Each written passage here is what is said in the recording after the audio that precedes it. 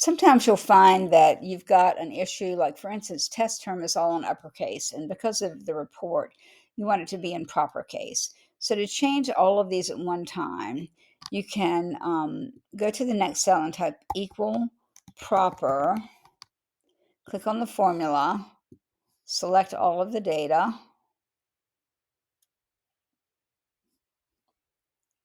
hit return, and now I have everything in proper case. Now, what I can do is the same thing that we did with trim. I can just copy this and paste it into my other column.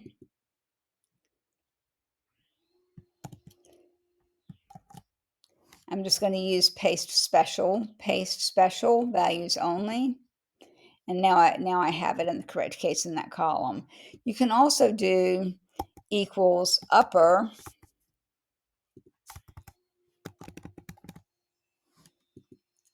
if you want a set of, if you want to get all uppercase letters, or you can do equals lower if you want all lowercase letters. So that can help you manipulate some of the text on your spreadsheet pretty easily.